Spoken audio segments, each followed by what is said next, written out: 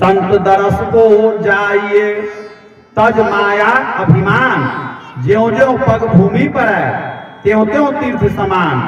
संत सरोवर ज्ञान जल ताही पखारो अंग, सो देहिया निर्मल भया साधु के सत्संग। तीर्थ गए से एक फल संत मिले फल चार, सदगुरु मिले अनेक फल कहे कबीर विचार। कबीर इन संसार में पांच रतन है सार, संत मिलन सुमिरन भजन दया धर्म उपकार। जीवन यौवन राजमद अब चल रहे न कोई, जो दिन बीता सत्संग में सो जीवन फल होय। कबीर इन संसार में पांच रतन है सार, संत मिलन सुमिरन भजन दया धर्म उपकार। कहते हैं कि राम बुलावा भेजिया दिया कबीरा रोय, जो सुख साधु संग में सो वैकुंठ न होय। तुलसीदास जी महाराज भी लिखे, बिनु सत्संग विवेक न होई, राम कृपा बिनु सुलभ न सोई। सठ सुधरहि सत्संगति पाई, पारस परस उधातु सुहाई। मज्जन फल देखिए तत्काला, काक होई पिक बकौ मराला।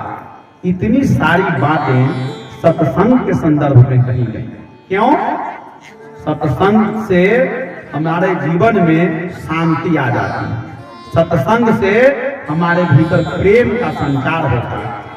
और जिसके भीतर प्रेम नहीं है, जिसके हृदय में दया नहीं है, प्रेम नहीं है, करुणा नहीं है, क्षमा नहीं है, शील नहीं है, संतोष नहीं है, मानव जिंदा नहीं। जिंदा कौम नहीं है, मुर्दा है सदगुरु के दृष्टि से।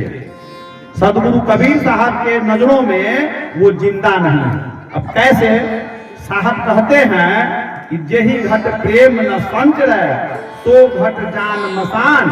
जैसे यंत्र लोहार का सांस लेत बिनु प्राण। जिस प्रकार से लोहार का भांति सांस लेता है और छोड़ता है, हम आप कोई व्यक्ति अगर सुबह नहीं उठे तो कैसे उसको जानकारी हम लोग लेते हैं कि जिंदा है अथवा मर गया? जगा करके देखते हैं। अगर कोई नहीं जगा तो पहले सांस चेक करते हैं, क्योंकि डॉक्टर तो है नहीं हर घर में कि वो अपना जांचने का जो विधि है उसके द्वारा जांचे यह इंसान जीवित है कि मुर्दा हो गया। सांस लेने और छोड़ने की क्रिया उसकी अगर जारी है तो हम लोग समझते हैं कि जिंदा है। अगर सांस नहीं चल रहा हो तो ये समझ लेते हैं कि यह मर गया। लेकिन सदगुरु कबीर कहते हैं कि सांस लेने और छोड़ने वाला भी मुर्दा है। जिसके हृदय में प्रेम नहीं है, जिसके भीतर दया नहीं है, क्षमा नहीं है, वो सांस लेने वाला भी मुर्दा है। जीते जीव जिंदा मुर्दा है, मुर्दा कौन है? तो प्रेम आपके भीतर कैसे आएगा? सत्संग के माध्यम से आएगा। और उसमें भी कैसे? जब इसको अपने भीतर आप आने देंगे, इसको अपने परिवार में लागू करवाएंगे, इसको अपने जीवन में उतारेंगे। तो अब जैसा कि आप लोग सुनते होंगे कि कहा जाता है सत्संग में कि सदगुरु मुझसे रीझ कर कहे एक प्रसंग, वर्षा बादल प्रेम का भीग गया सब अंग। कि इसमें जो अमृत की वर्षा होती है, वाणी जो सदगुरु की अमृत में वाणी है उसकी वर्षा होती है, उससे रोम रोम भीग जाता है, आपके मन तक वह पहुंच जाता है। लेकिन अब देखिए, अब इसको समझाने के लिए अब मान के चलिए बरसात के समय में कोई व्यक्ति बाहर निकलता है और छाता लेकर जाता है, भीगता है। छाता लेकर के कोई आदमी बारिश में निकले नहीं भीगेगा। कोई व्यक्ति मोटरसाइकिल से कहीं जाना हो, यहाँ से पितौजिया चौक पर, बरसात के महीने बरसाती पहन ले तो पितौजिया तक जाएगा, भीगेगा? नहीं भीगेगा। उसी प्रकार से जैसे बरसात के समय में कोई व्यक्ति बरसाती पहन लिया, छाता लगा लिया, उस पानी से नहीं भीगता है, बारिश के बूंदों से। उसी प्रकार सत्संग में आप जो सदगुरु की अमृत में वाणी है उसमें आप मोह का, लोभ का, अहंकार का छाता लगाए हुए हैं, घमंड का बरसाती पहने हुए हैं, तो सदगुरु की वाणी आप तक नहीं पहुंचेगी। मान करके बैठे हुए हैं। अगर आप पक्ष कायम करके बैठेंगे तो सदगुरु की वाणी आप तक नहीं पहुंचेगी। कहते हैं कि पछा पछी के कारण सब जग रहा भुलान, निरपक्ष होई के जो रहे सोई संत सुजान। आप अपने भीतर अगर पक्ष बना लिए कि हम अमुक संप्रदाय से हैं, हम अमुक पंथ के हैं, हम अमुक जाति के हैं, हम अमुक पार्टी के हैं, तो आपका सत्संग में आना निरर्थक है, सार्थक नहीं होगा। आप अगर सत्संग में जाते हैं तो चाहे किसी भी जाति के हो, किसी भी संप्रदाय से हो, किसी भी मत पंथ के हो, चाहे जिन्होंने भी कहा हो, जिन महापुरुषों की वाणी हो, जिन अवतारी पुरुषों की वाणी हो, उनकी जो सही वाणी है, जो सत्य है, उसका स्वागत करना चाहिए और उसकी प्रशंसा करनी चाहिए और उसके अनुकूल आपको अपने जीवन में आचरण करना चाहिए। संस्कृत में एक श्लोक है यक्ष युधिष्ठिर संवाद का। यक्ष महाराज पूछे युधिष्ठिर जी से कि कह पंथा, राह क्या है? तो उन्होंने कहा महाजनो येन गते सह पंथा, जिस पर महापुरुष चले हैं उसी रास्ते को पकड़ करके चलना चाहिए। महापुरुषों की वाणी को अपने जीवन में धारण करना चाहिए। लेकिन आप जब पक्ष कायम कर लेंगे कि हम तो रामानंदी हैं, आज जो सत्संग हो रहा है कि कबीरपंथी का सत्संग है, उसमें हमारा क्या काम है, या उनकी वाणी को सुनने से हमको क्या लाभ प्राप्त हो जाएगा, या हम उनकी वाणी को क्यों सुने, तो आपका यहाँ पर आना निरर्थक हो गया।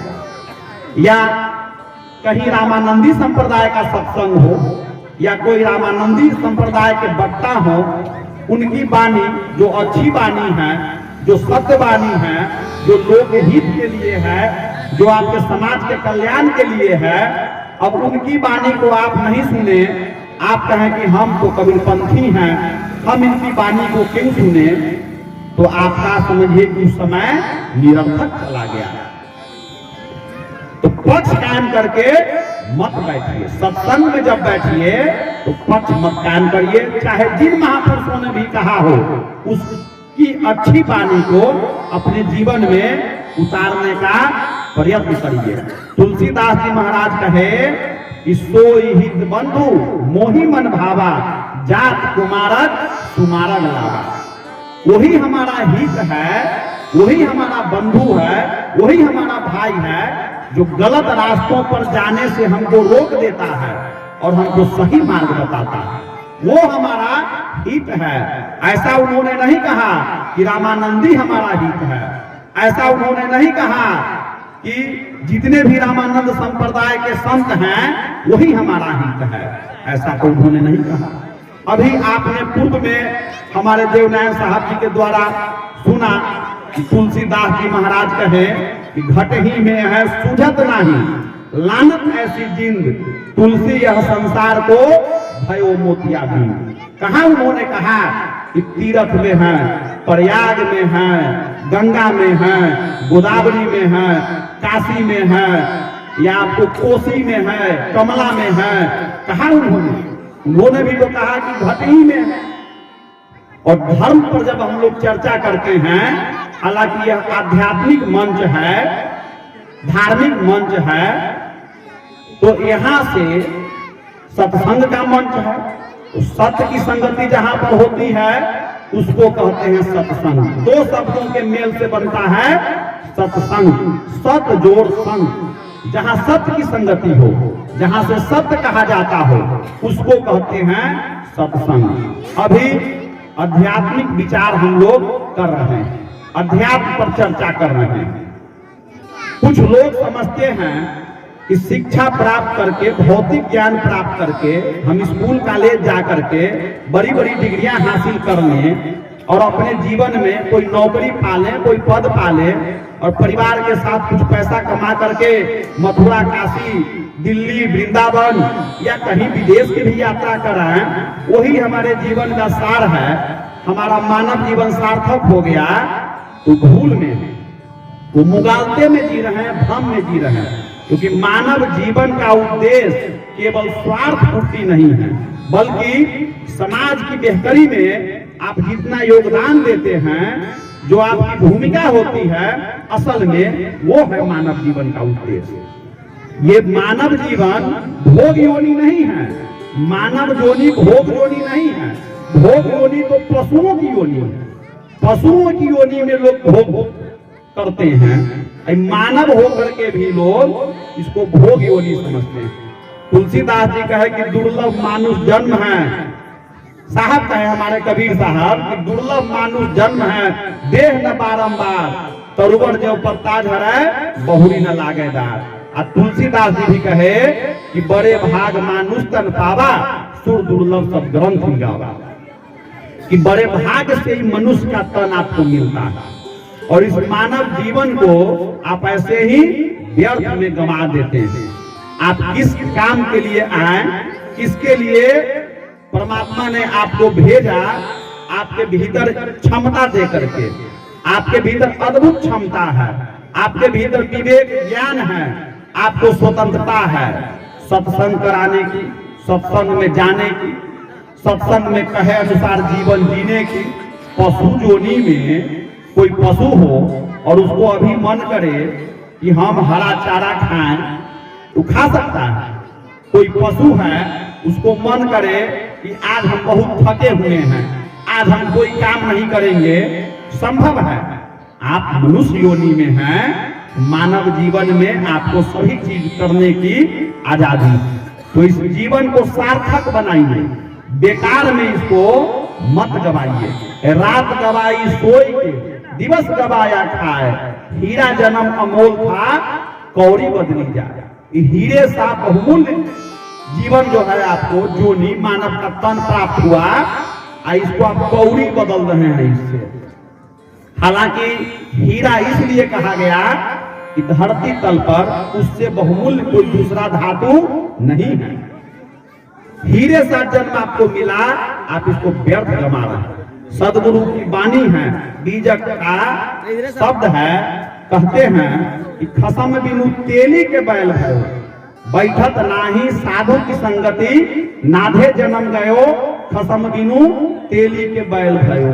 वही वही मरहू पचहू निज स्वारथ, यम के दंड सहयोग खसम बिनु तेली के बैल भयो। धन दारा सुत राज काज ही, माथे भार कहो खसम बिनु तेली के बैल भयो।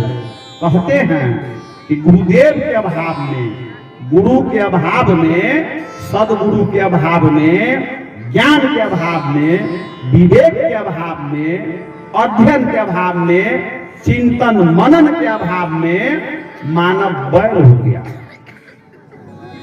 मानव नहीं रहा, बैल हो गया। बैल की तरफ बह रहा है दिन रात, बहते बहते मर जाएगा। मानव आप अगर हैं तो आपके भीतर मानवता होनी चाहिए। आज विडंबना है हमारे समाज में कि मनुष्य के भीतर से मनुष्यता समाप्त हो चुकी है। साहब कहे कि बैल हो गया। अब बैल हो गया कैसे? धन दारा सुत राज काज ही, धन के लिए सुत संतान को कहते हैं, दारा स्त्री पत्नी को कहते हैं, और राज धन संपत्ति राजपाट के लिए काम धंधे में आप बैल के तरह हीरे सा जो जीवन मिला है इसको व्यर्थ कर रहे हैं। हालांकि ऐसा भी नहीं है कि मैं काम करने से रोक रहा हूं, या मैं काम की बुराई कर रहा हूं, या मैं आपको पैसा कमाने के लिए नहीं कह रहा हूं कि नहीं कमाइए, ऐसा नहीं है। लेकिन पैसा कमाइए, मेहनत करिए, खेती करिए, मजदूरी करिए। आप जो है डॉक्टर इंजीनियर बन करके कमाइए, बिजनेस करिए, व्यापार करिए, पर इस बात को मत भूलिए हम मानव हैं। हमारा जन्म जो है कि केवल रोजी रोजगार, व्यापार, धन संपत्ति के लिए ही नहीं हुआ। अपने जीवन को सार्थक करने के लिए विचार करने की जरूरत है। साहब कहते हैं कि पैसा के जो फेर में पड़े हुए लोग हैं उनके लिए कहते हैं कि कबीरा सो धन संचय, जो आगे को होए शीश चढ़ाए पोटली ले जात न देखा कोई। आप देखे किसी को कि माथे पर दौलत का पोटली बांध करके हीरे जवाहरात सोना चांदी ये सब लाद करके जा रहा हो। दशानन दशग्रीव रावण सोने की जिसकी लंका बनी थी लेकर के गया, अपने साथ गया तो लंका जहां थी वहीं रह गई और रावण चला गया। गया किसी के साथ नहीं गया। अब सिकंदर को देख लीजिए, अलेक्जेंडर विश्व विजेता कहा जाता है उसको। उसके बारे में लिखा गया 2-4 पंक्ति। याद रख, वो सिकंदर के हौसले तो आली थे, जब गया दुनिया से तो दोनों हाथ खाली थे। वो भी गया, कुछ लेकर के नहीं गया। आप अभी सुन रहे थे जनक जी के विषय में इन्होंने कहा, पूछा उन्होंने अष्टावक्र जी से कि क्या सत्य है भाई। हम लोगों से भी लोग प्रश्न करते हैं। अब जैसे एक बार सत्संग हो रहा था, सदगुरु के समीप कुछ लोग पहुंचे एक सेठ जी को लेकर के। तो जैसे कि जो साहब के करीबी होते हैं, कुछ पद पाए हुए लोग अगुआ होते हैं, कर्मधार के अगुआ जो होते हैं, या जो प्रमुख लोग होते हैं जगह से जुड़े हुए, किसी भी संस्था से जुड़े हुए, एक सेठ जी को लेकर के गए और साहब के पास पहुंचे तो कहे कि ये हमारे क्षेत्र के बहुत बड़े आदमी हैं। तो सदगुरु उनको देखे ऊपर से नीचे तक, तो पूछे उनसे कि कहते हो कि हमारे क्षेत्र के सबसे बड़े आदमी हैं कद काठी से, तो तुमसे हम कोई छोटे ही लग रहे हैं। तुम कहते हो कि सबसे बड़े आदमी हमारे क्षेत्र के हैं। तो कहे नहीं नहीं महाराज, कि ऐसे नहीं, वैसे बड़े आदमी हैं। तो कैसे? कहे कि इनके नाम पर बहुत जमीन जो है इनके नाम पर बैंक में बहुत सारा पैसा है इनके खाते में। ये वैसे बड़े आदमी हैं, इनका एक काम करने के लिए हजारों नौकर लगा हुआ है। इनका एक आवाज लगाने पर, इनके एक आवाज पर 10 लोग दौड़ते हैं इनका काम करने के लिए। तो साहब कहें कि तुम कहते हो कि बहुत बड़े आदमी हैं, कि हमको तो लगता है निकम्मा आदमी है। एक आदमी का काम 10 आदमी से जो करवाए वो निकम्मा आदमी हुआ कि बड़ा आदमी हुआ? बड़ा आदमी तो वो हुआ जो 10 आदमी का काम अकेले कर ले। एक आदमी का काम 10 आदमी से करवाता है तो सबसे बड़ा निकम्मा आदमी है। तो साहब कहे कि तो निकम्मा आदमी है। अब जो उनके शिष्य थे उन्होंने कहा कि आप कहते हैं कि सबसे निकम्मा आदमी है, कि बड़ा आदमी नहीं है, सामान्य आदमी है। तो भाई बड़ा आदमी कौन है, किसको कहेंगे बड़ा आदमी है? उन्होंने कहा कि चाह मिटी चिंता मिटी, मनुआ बेपरवाह, जिसको कछु न चाहिए सो साहन के साथ। मंदिर के बाहर बैठा हुआ जो भिखारी है वो पेट भरने के लिए मांगता है, 2 रुपया 5 रुपया 10 रुपया में संतोष कर लेता है। और जो भीतर जाते हैं सेठ जी लोग, वो पेटी भरने के लिए मांगते हैं कि 5 पेटी का व्यवस्था तो है, अब आए हैं 4 पेटी का ब्योत और हो जाएगा, तो उसमें से 1500 का कोई एक शिलापट लिखवा करके संगमरमर पर या टाइल्स लगवा देंगे इस मंदिर में। पहले हमको 50 लाख का मुनाफा हो जाएगा तो 1 लाख हम मंदिर में खर्चा कर देंगे। तो कहते हैं तू तो पेटी भरने के लिए मांगने जा रहा है, तो तुमसे बड़ा भिखमंगा है। बाहर बैठा व्यक्ति पेट भरने के लिए मांगता है और अंदर जो जाता है वो पेटी भरने के लिए मांगता है, तो बड़ा भिखमंगा कौन हुआ? तो सब लोगों के समझ में आई साहब बात तो ठीक कह रहे हैं, लेकिन हमारे पास बिजनेस है, व्यापार है, रोजगार है, कारोबार है, नौकरी है, धन संपत्ति जमीन जायदाद है, तो ये भी तो सत्य है। अब इसको कैसे सिद्ध किया जाए? तो साहब कहे कि देखो सत्य 2 तरह का होता है, एक है वास्तविक और दूसरा है व्यवहारिक। तो व्यवहारिक सत्य में लोग फंसे हुए हैं, संसारिकताओं में फंसे हुए हैं। माया में फंसे हुए हैं। खेत जमीन मकान दुकान रोजी रोजगार बिजनेस व्यापार समझते हैं कि यही जीवन का सार है, जो कि व्यवहारिक सत्य है। व्यवहार करने के लिए है, जीवन जीने के लिए भोजन आवश्यक है, उसके लिए आपको खेती की जरूरत है। तो ये व्यवहार के लिए है, जीवन को चलाने के लिए, लेकिन वास्तविक नहीं है। वास्तविक अगर होता तो ये आपके साथ चला जाता, लेकिन ये जहीं का कहीं है, जाता नहीं है। कोई भी संपत्ति लेकर के लोग गए हैं, खेत जमीन लेकर के गए हैं, नौकरी लेकर के गए हैं, सारा यही रह जाता है। तो ये केवल व्यवहारिक सत्य है। इसका सदुपयोग करिए, इसका उपभोग करिए, दुरुपयोग मत करिए। इसको परमार्थ में लगाइए, समाज के कल्याण में लगाइए, साधु की सेवा में लगाइए। सदुपयोग करनी चाहिए धन का। धन होना बड़ी बात नहीं है। धन होना अगर भाग्य की बात है तो अब समझिए इसको। केवल धन आपके पास है तो केवल भाग्य की बात है, साधारण बात है, बहुत बड़ी बात नहीं है।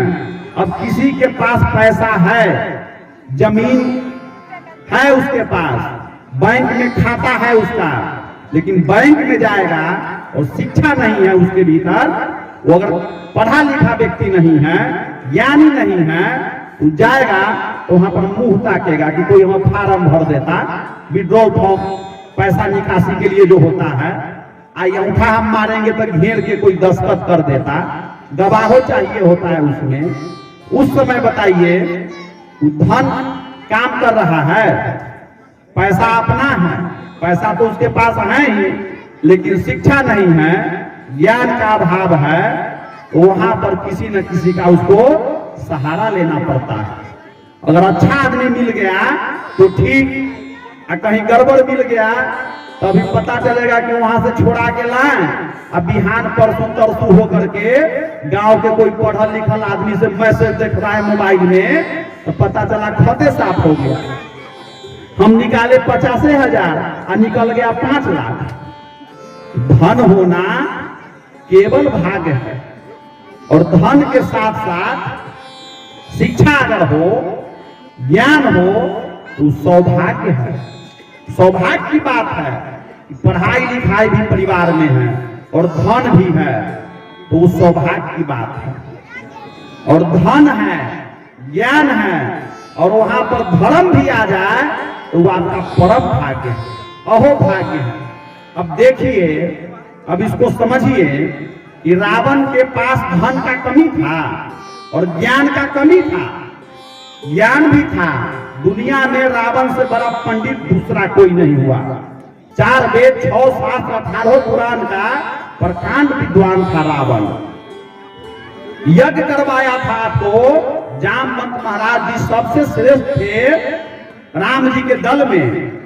तो लंका विजय के लिए यज्ञ जब करवाना था तो राम जी कहे, किसी कार्य को करने से पहले लोग यज्ञ हवन करवाते हैं, कुछ अनुष्ठान करते हैं कि हमको इसमें विजय की प्राप्ति हो जाए, जीत मिल जाए, सफलता प्राप्त हो जाए। तो जब यज्ञ करवाने के लिए सोचे तो जामवंत जी को बुलाए और उनसे विमर्श किए कि भाई अब पंडित कहाँ से मिलेगा, लंका के हम लोग मुहाने पर हैं, लंका को घेर कर बैठे हुए हैं और यहाँ हमको अब लड़ाई लड़नी है। तो उससे पहले हम चाहते हैं कि हमारे जो गुरु हैं, हमारे जो परिवार के घर के जो देवता हैं, गोसाई हैं, उनके निमित्त हम यज्ञ करें। तो पंडित की आवश्यकता होगी उसमें यज्ञ करवाने के लिए। तो यहाँ पर कौन मिलेगा, तो राक्षस लोग खाली रहता है लंका में।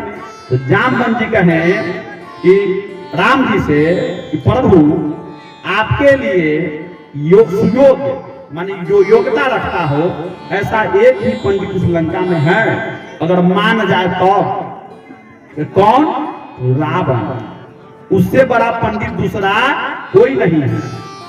हरियाणा में एक वहां पर समझिए कहावत नहीं होता है, जैसे अपने यहाँ पर जोगिरा कहते हैं, क्या क्या सब होली में कुछ में जो लोकोक्तियां होती हैं, वो हरियाणा में बड़ा प्रचलित है। आपको रावण के विषय में कि बना पुरोहित रामचंद्र का जय का वर दे आया, राम जी का पुरोहित बनकर के रावण और विजय होने का वरदान देकर के आया। तो ऐसा था रावण, न ज्ञान की कमी थी, न धन और यश की कमी थी। कमी थी तो केवल धर्म उसके दल में नहीं था, धर्म वहां से विदा हो चुका था। संस्कार, जब धर्म विदा हो जाएगा तो वहां से संस्कार विदा हो जाता है। हमारे समाज में आप देखेंगे कि शिक्षा तो आ रहा है आज के समय में, लेकिन संस्कार विदा हो रहा है। संस्कार क्यों विदा हो रहा है? क्योंकि हम लोग शिक्षा के क्षेत्र में होते हुए, अब जैसे सरस्वती पूजा होता है, अभी 3 फरवरी को कहीं और कहीं कहीं 4 फरवरी को समाप्त हुआ। अब सरस्वती पूजा क्यों करते हैं? सरस्वती ज्ञान की देवी है, इसलिए करते हैं ना, ज्ञान संवर्धन यज्ञ है, ज्ञान की देवी है, इसके लिए हम लोग यज्ञ क्या कहते हैं? या देवी सर्वभूतेषु विद्या रूपेण संस्थिता नमस्तस्यै नमस्तस्यै नमस्तस्यै नमो नमः। ज्ञान यज्ञ करते हैं आप, और उसमें 10 बजे 11 बजे पंडित जी महाराज को जैसे फुर्सत मिले, उसके आधार पर सभी लोग अपना मुहूर्त के समय पूजा उजा करवा लिए, और उसके बाद सब मिल करके कार्टून 2 पेटी लाल जो है रखले है खेत में खैधा खन के गाड़ के। हालांकि बिहार ट्राई जोन है, पूर्ण शराबबंदी है यहाँ पर, तो चोरी छिपे 200 वाला जो है से मिलता है 500 में, असली है कि नकली वो कहना मुश्किल है। तब वहां से उस समय से वो यज्ञ शुरू हो जाता है। थोड़ा देर पहले चरणामृत दे रहे हैं हवन कुंड में, पंच देवता भ्यो नमः करते हैं, और उसके बाद में फिर क्या कर रहे हैं? उस समय अब फिर अब बोतल निकाल करके 4 लोग बैठेंगे और जाम छलकाते हैं, उसमें गिलास टकराते हैं, और उसमें से भी थोड़ा थोड़ा लोग देता है, अब वो भी देता है उसमें से। तो वो कौन सा यज्ञ है? उसमें आगे देखेंगे आप, रात्रि के समय ऑर्केस्ट्रा मनवा लेते हैं लोग, नृत्य करवाते हैं, अश्लील नाच नौटंकी में। अच्छा देखिए समाज में कितनी विडंबना है। सत्संग अगर करवाना हो किसी को तो साहेब के पास जाएंगे तो क्या कहेंगे कि साहेब इस सत्संग करावे के सोचित रहलिए है, लेकिन अब बाबूजी वाला बरखी के समय हो रहा है नजदीक, तो बरखी के समय में ही हो जाता। तो साहेब क्या कहेंगे कि ना तू बिहाने कला, ठीक है भाई आप उसी में करिएगा। नहीं होगा तो कहेगा कि अच्छा तो अब मुर्मो मानल ऐसा है, तो बच्चा 3 साल के हो गए, 5 साल के होइए जाते, एक बेर करेंगे, उसमें समय बढ़ाते चला जाएगा। और सरस्वती पूजा किए हुआ है तो दिन में भोरे अच्छा फूल चढ़ा करके, होने वाला पेटी जब खुल जाएगा तो के बाद 5 गो दोस्त बैठ जाएगा कि दोस्त रात भर कितना काम चलते, समय कैसे कटेगा, अब कुछ व्यवस्था लगाओ मनोरंजन का। तो कहेगा कि जब पैसा चाहिए उसमें, चंदा तक कम में तहसील हुआ है, और गांव के बुढ़वा सब जो है इसी कबीरा के गांव है जानता ही है, वो सब खटर पटर करता है, चंदा कम दिया है, पैसे नहीं जुट रहा है, कैसे होगा? तो कहेगा अच्छा ठीक है अपने में सब कुछ चंदा लगा ले।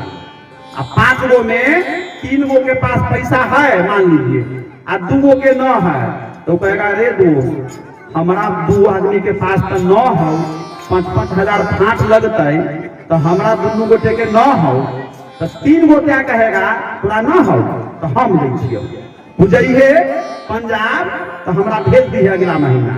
आ चाहे पढ़ाई करे के लिए पटना जाइए तो ट्यूशन फीस रख लिए जे गार्जियन के तरफ से मिलता हो, और उहे पैसा हमरा भेज दी। 1 महीना न पढ़े जाबे तो की होते? आ चाहे क्लास में ज्यादा से ज्यादा सर जी खड़ा करवा देते, ओई से ज्यादा की होते? लेकिन कार्यक्रम होए के चाहिए आइए कोई भी कीमत पर, और उसी समय व्यवस्था हो जाएगा। आप पूरा समझिए कि उसमें समाज के कुछ गणमान्य लोग भी कहते हुए हम खेद हो रहा है हमको, दुख के साथ मैं इस बात को कह रहा हूं कि गणमान्य व्यक्ति भी उसमें सम्मिलित होते हैं और उस आयोजन को सफल बनाने के लिए पूरा प्रयास करते हैं। कहीं पर अगर नाच नौटंकी का कार्यक्रम हो तो उसमें आप देखेंगे कि आयोजक के तरफ से 50 कुर्सी लगाया जाता है कि 50 आदमी आएंगे, एगो समय ताना जाता है, इसमें काम चल जाएगा। और निमंत्रण किसी को नहीं दिया जाता है, तो वहां पर 5000 लोग पहुंच जाता है, तब गांव के मुस्तंडा सब लाठी लेके खड़ा हो जाएगा मंच के आसपास और उसको लठियाना शुरू करेगा, मंच से दूरी बना के रखो, कोई मंच पर नहीं चढ़ेगा। और जब सत्संग का कार्यक्रम होगा तो पकड़ पकड़ के लाएगा, बोलिए ना घरे से आरती हो रहा है, देरी हो रहा है, अब एगो टेकैले हम सब बैठल छी, या फिर आई तो हम करते सत्संग के कार्यक्रम हो रहा है, तो यहाँ पर समझिए 50 गो कुर्सी लगा हुआ है तो 20 गो खाली है।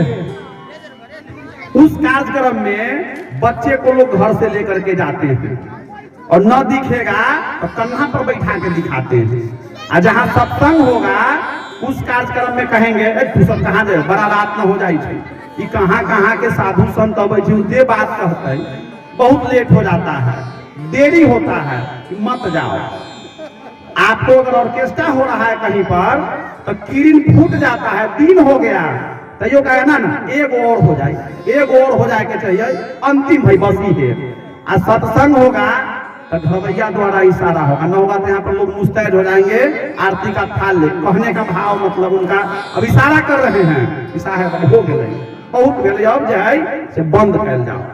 अब फिर लोग चर्चा करते हैं कि साहेब अब सामाजिक स्थिति पहले जैसी नहीं रह गई, बच्चे अब कहाँ नहीं मान रहे हैं, हम लोग तो अपने माता पिता के समीप खड़े नहीं होते थे, और आजकल के बच्चे जो है माता पिता का बस समझिए कि दिन रात जो है से व्यवस्था कंच करके रखता है, तो कैसे सुधरेगा भाई? ऐसा क्यों हो रहा है? इसका दोषी कौन है? क्या इसको बिगाड़ रहा है? हम ही आपने बिगाड़ रहे हैं, दूषित मंच लगा लगा करके। आप मनोरंजन का मंच नहीं लगाते हैं, हम मनोरंजन का मंच लगाते हैं, तो इससे हमारे समाज में सुधार होगा। अब सरस्वती ज्ञान की देवी है, ज्ञान यज्ञ करते हैं और उसमें आप नाच नौटंकी करते हैं, वो कौन सा यज्ञ है भाई? आप किसी भी धर्म के हो, किसी भी मजहब के हो, किसी भी जाति के हो, सबसे पहले आप मनुष्य हैं, आप मानव होकर के आए हैं, उसके पश्चात विभिन्न जाति पाति धर्म संप्रदाय और मजहब में बटे हुए हैं, और बटे हुए भी हैं तो ये भी चालाकी करता है मानव, अपने अपने हिसाब से जो उसको सूट करता है उस धर्म को अपना अपना लेता है।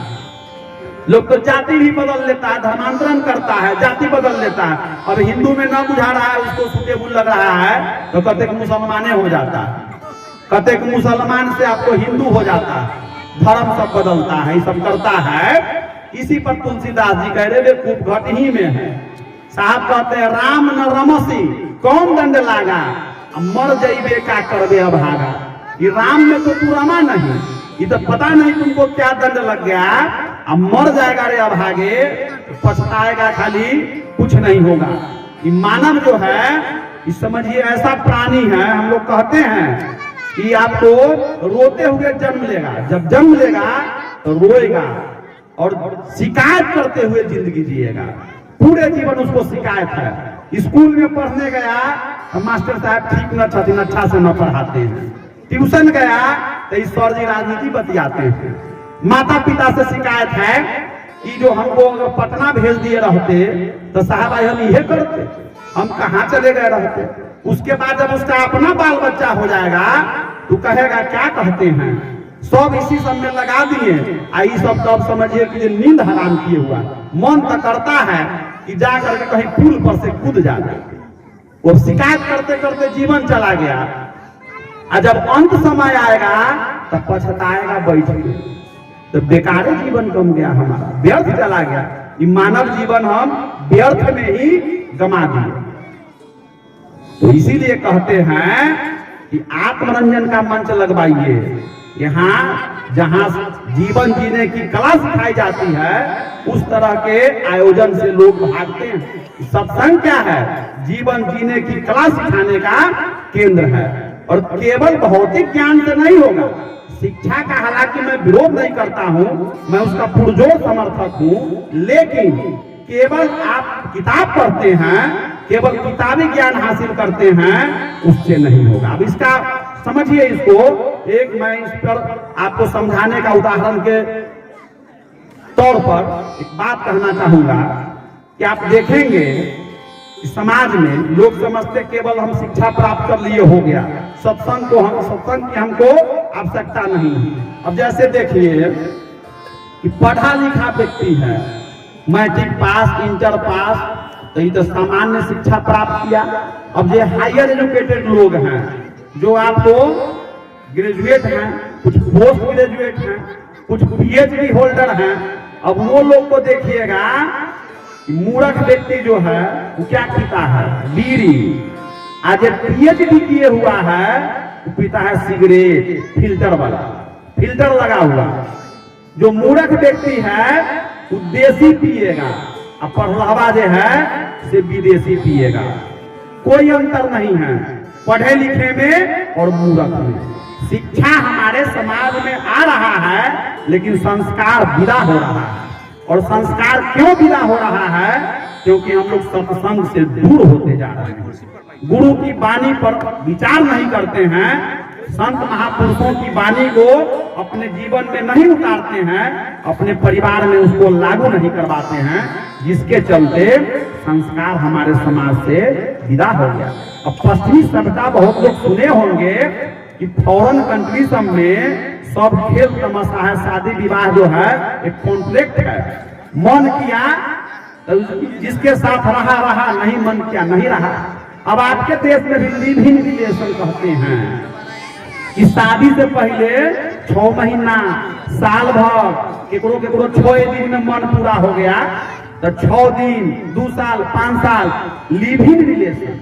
पहले जो है उसके साथ रह के देखेंगे, अब मन लग गया तो विवाह करेंगे, अब मन भर गया फिर आगे देखेंगे। यह व्यवस्था हमारे देश की नहीं रही, ऐसा परंपरा हमारे यहाँ का, यही सभ्यता है, यही संस्कृति हमारी रही है। लेकिन अब क्या किया जाए? लोग जो है देखा देखी कर अनुकरण कर रहे हैं। अज्ञानता बस, विवेक के अभाव में लोग जो समाज में अतिचार फैलाया जाता है, जिस काम के द्वारा उस सब काम को कर रहे हैं। इस पर विचार करने की जरूरत है। पक्ष मत कायम करिए।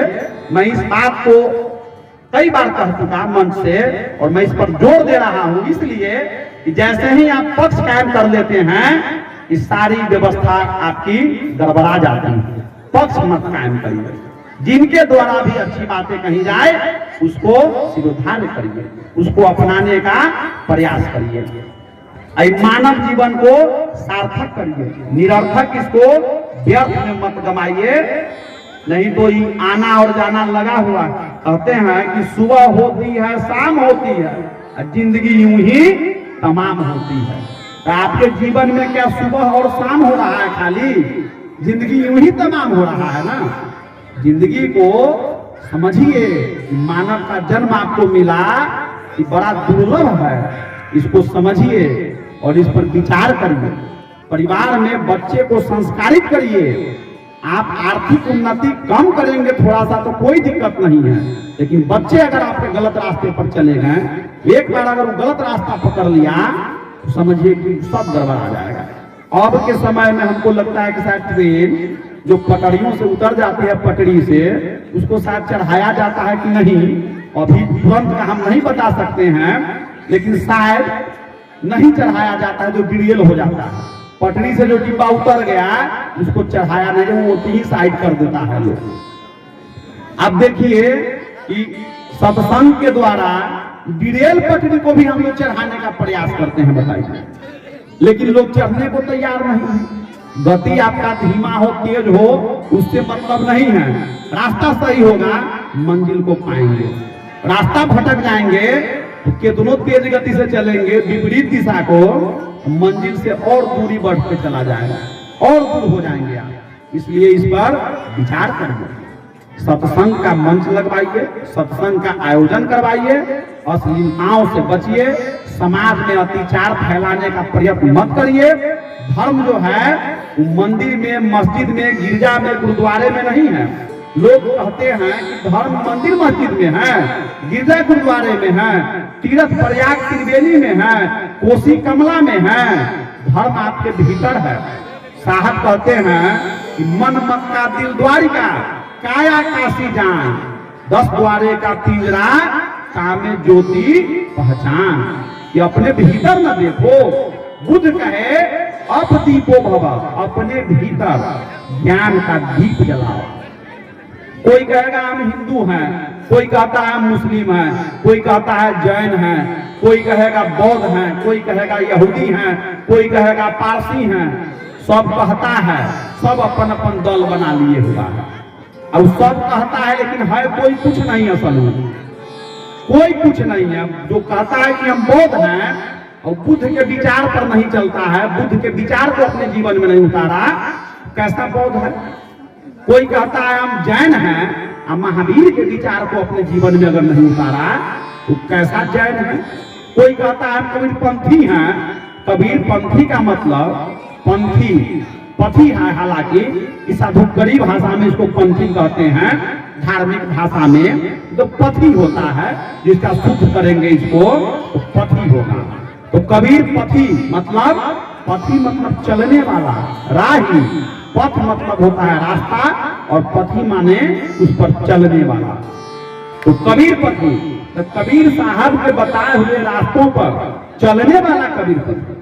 अब आचरण आप करते हैं, कबीर साहब के बताए हुए रास्ते से विपरीत आपका आचरण है, विपरीत रास्ता पकड़ लिए, दुराचरण का धारण कर लिए, तो आप कैसे कबीरपंथी हो?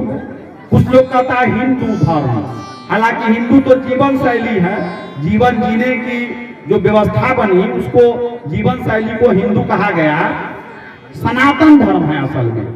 सनातन, बहुत सारे लोग कहते हैं सबसे पुराना धर्म है, सनातन धर्म सबसे पुराना धर्म है, लेकिन सिकुड़ कह रहा है भाई।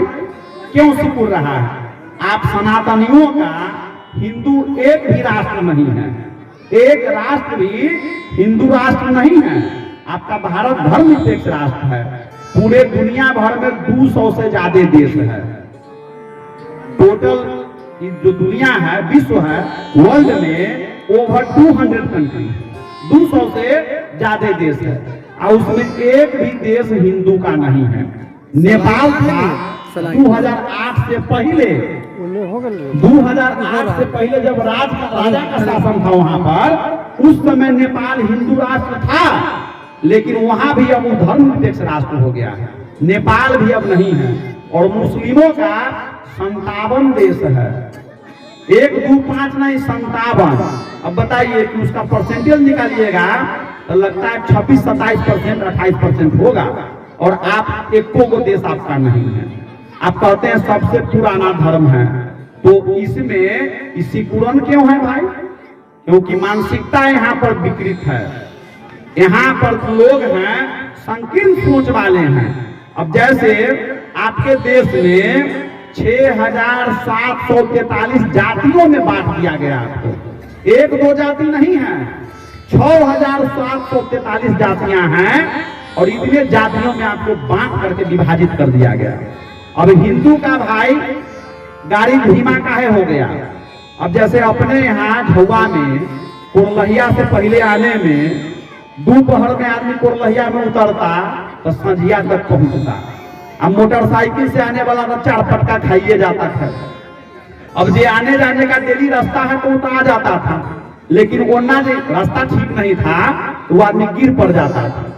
अभी कितना समय लगता है? Maximum 15 minute, 20 minute. क्यों? क्योंकि अब सड़क जो है समतल हो गया है। अब पहले जो था ऊपर खाभर था, आरी था, उसमें गड्ढा था, ठोकर था, कहीं कीचड़ था। वही स्थिति ये हिंदुओं का हुआ है। इस जाति जो 6743 जातियों में बटा हुआ है।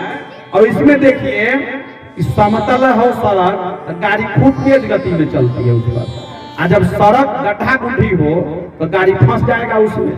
तो ये एक कदम चला पंडित जी के यहाँ से, तो ये कौन मिल गया? ये डोम है, अरे एक से हट के चलो, काट के चलो, रास्ता उन्नीमा है। वहां से बढ़ा दुसाध है, अब वहां से रास्ता काटो।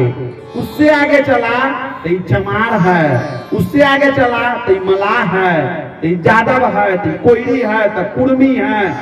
अब 6743 जाति है। रात निकल जाएगा जाति गनाते गनाते यादों नहीं है। तो आपका गाड़ी जो है फंस फंस के चल रहा है। क्यों? क्योंकि आपका मार्ग समतल नहीं है, आप समतावादी नहीं हैं। हम कहते हैं कि आप समतावादी होइए, मानवतावादी होइए, सांप्रदायिकतावादी मत होइए। ऐसे संप्रदायों के चक्कर में फंस करके दुर्गति करवा रहा है अपना। अब लोग कहते हैं हम हिंदू हैं।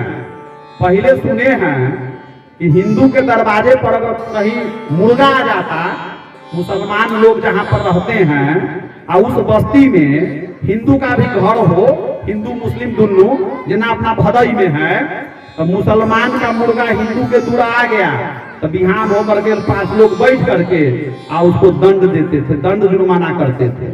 आज के समय में सबसे बड़का आदमी हिंदू में मुर्गा फार्म चलाता है। अब उसको हिंदू कहिएगा? सबसे बड़का आदमी हिंदू का बकरी खसी कटवाने का ठेहा चलवाता है, उसको हिंदू कहिएगा? ये तो अपना जैसा सूट करता है उस तरह का काम करता है। तो केवल भगवान को भी ठगने का काम कर रहा है। भगवान असल में कोई ऐसा भगवान आकर के कोई धर्म बना करके पीढ़ी नहीं करवा दिए कि हाँ रे अब हम जा रहे हैं, अब कोई इधर जैसे माटी का पीढ़ी बना लो। ये तो आप बना लिए, आप अपने मन में कल्पना करके कल्पित भ्रम पैदा कर दिए। कल्पना कपोल की बात करते हैं और जिसके चलते 56 करोड़ देवी देवता पैदा कर दिया कि मानव। भगवान जिसको पैदा किया उस भगवान को 56 करोड़ बना दिया। मानव 56 करोड़ मानव पैदा कर दिया भगवान। अब उसको जैसा जैसा जिसको जो सूट करता है उसके हिसाब से अपना वो अपने को बना लिया। अच्छा, भगवान का घर जो आदमी बनाया हुआ है उसमें जाते हैं तो वहां पर जाते हैं तो शुद्ध जल चढ़ाते हैं, कमंडल मंडल बढ़िया से धो के गोड़ हाथ मैज के जाते हैं नहा उहा करके। कुछ तो ना होता है तो वो ही जाके नहाता है कि घरे से गए हैं तो रास्ता में आप लघु शंका किए हैं, कोई दीर्घ शंका किया है तो जा करके वही नहाएगा, पूरा फ्रेश हो जाएगा। जरा महीना थरथराते हुए जाएगा, चढ़ाएगा, कोई दूध चढ़ाएगा, कोई शहद चढ़ाएगा। आपके द्वारा जो बनाया हुआ घर है, आप परमात्मा के द्वारा जो बनाया हुआ घर है जिसमें परमात्मा साक्षात निवास करते हैं, ओकरा पूरा घर बना दिया। ओकरा भीतर खैनी देता है, बीड़ी पीता है, सिगरेट पीता है, अल्कोहल देता है, शराब पीता है, पान गुटखा तंबाकू खाता है। ये भगवान का बनाया हुआ घर जिसमें भगवान निवास करते हैं। कहते हैं ना कि परमात्मा निवास करते हैं। सब में जो है साहेबंदी, लोग कहते हैं हम साहेबंदी करते हैं तो फन्नामा कोई करते हैं, इनके भीतर साहेब हैं उनको करते हैं। तो जान रहे हैं इसी पर न कहे कि राम न रमसी कौन दंड लागा, मर जइबे का कर दिया भागा रे भागा। इसके भीतर जो साहेब हैं ये तो खूब कहता है उनको बंदी करते हैं। और साहेब बैठल हैं तेरा तुम मतलब बदतर बना दिया कि महकने वाला चीज सब दे रहा है, सोनल गलल सब दे रहा है, और तुम बनाया हुआ भोरे एकदम कपड़ा मार के चमका देता है, फिनाइल मार के साफ करता है। ये विचार करने की जरूरत है। ये धर्म धुरंधर लोग, धर्म के प्रवर्तक लोग धंधा बना दिए हुए हैं। धंधा का खेल चल रहा है, चंदा का। धर्म नहीं धंधा है, अब पढ़ा लिखा भी अंधा।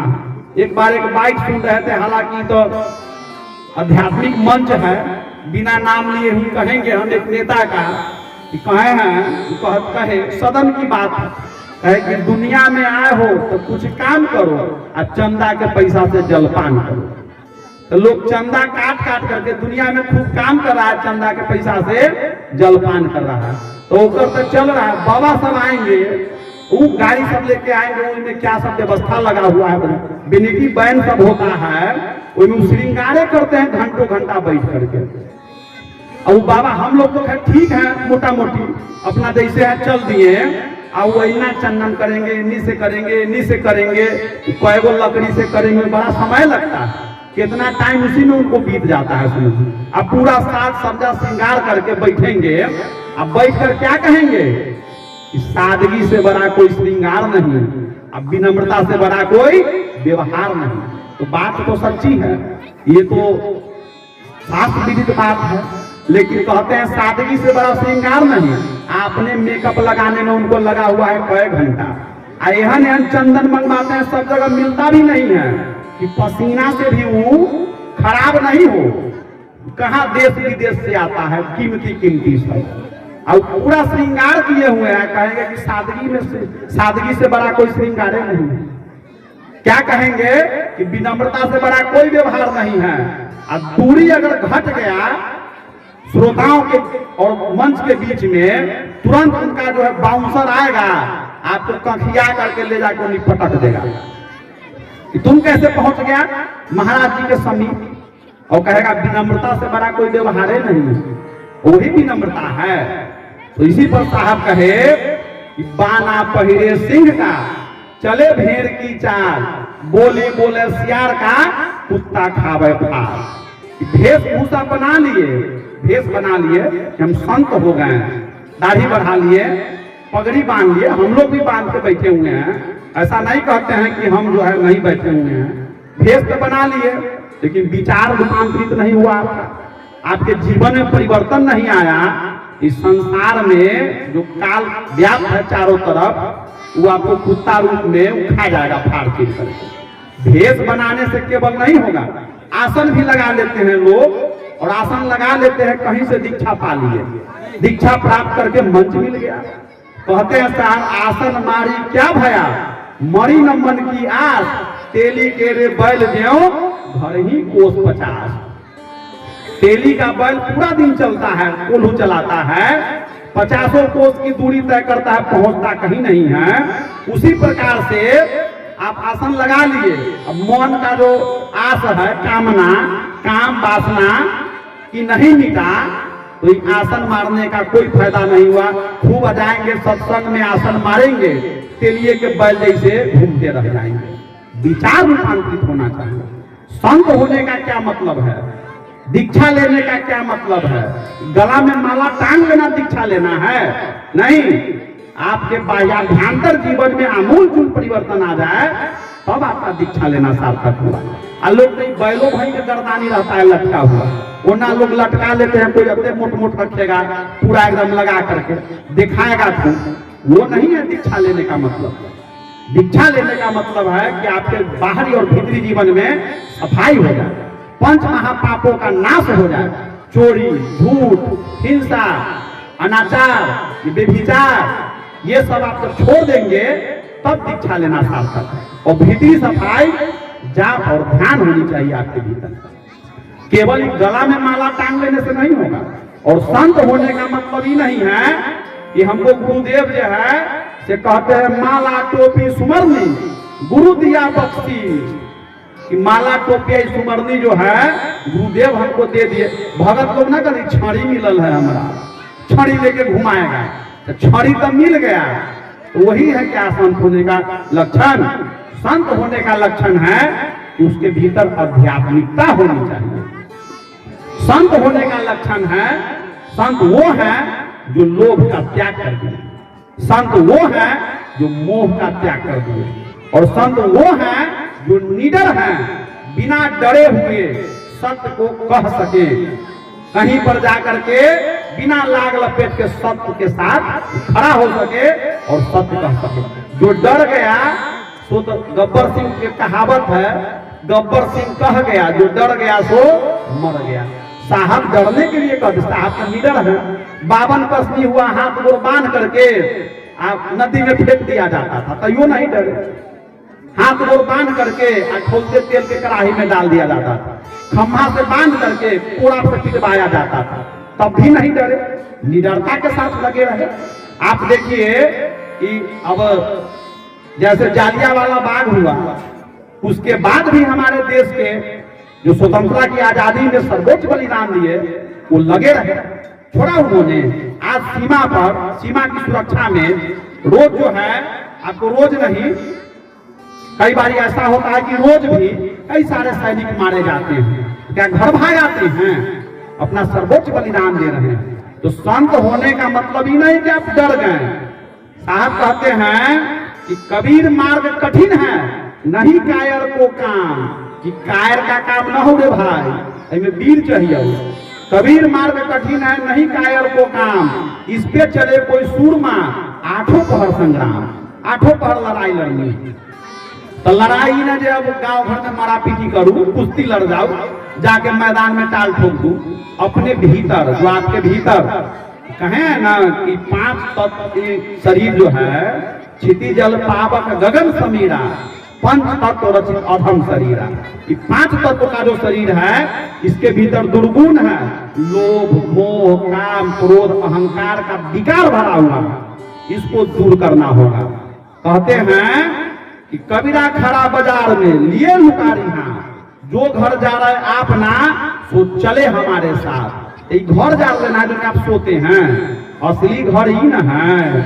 इसके भीतर जो गड़बड़ी है उसको दूर कर लीजिए, उसको जला दीजिए, तब जाकर के आपको जो है सो आपको फायदा होगा। हालांकि समय अभाव है, कार्यक्रम को बढ़ाना भी है। हमारे बीच और से तेजस्वी ओजस्वी प्रखर वक्ता भजन उपदेशिका लीला जी भी आई हुई हैं हरदिया से चल करके, और मंच पर महात्मा जी भी बैठे हुए हैं। ये भी कुछ समय कहीं लेंगे। अच्छा, तो जितने भी इसमें उपस्थित हैं वक्तागण, उनको भी समय मिलना चाहिए। कहने के लिए तो बहुत सारी बातें हैं, अवसर मिलेगा फिर कभी।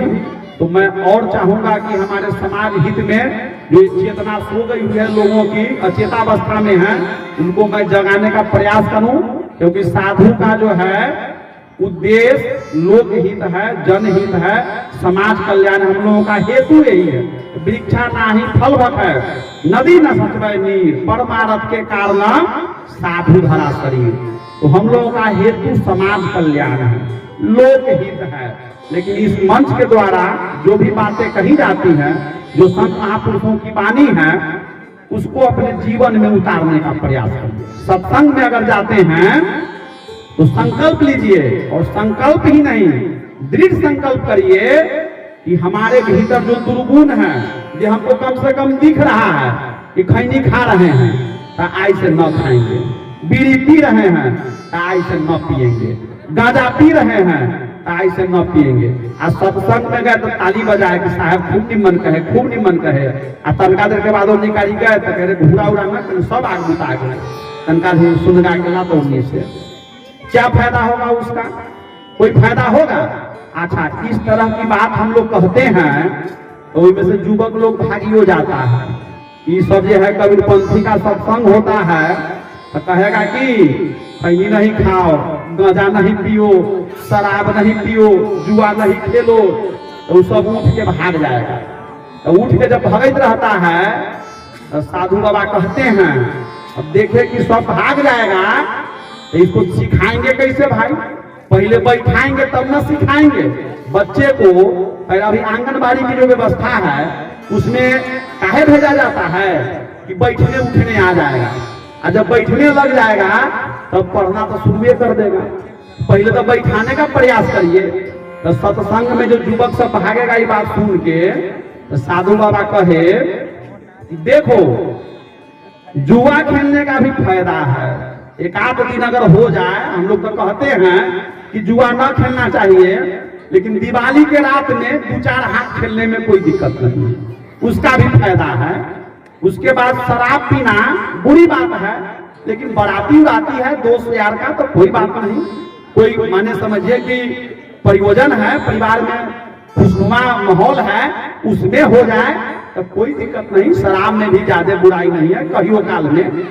गांजा पीने तो दिक्कत की बात है, गांजा पीने में बुराई है, लेकिन कभी कभी वो ठीक है। अब गंजेरी जो था शराब या जुएरी से रुक गया तीनों, कहा कि रे बाबा तो बढ़िया है।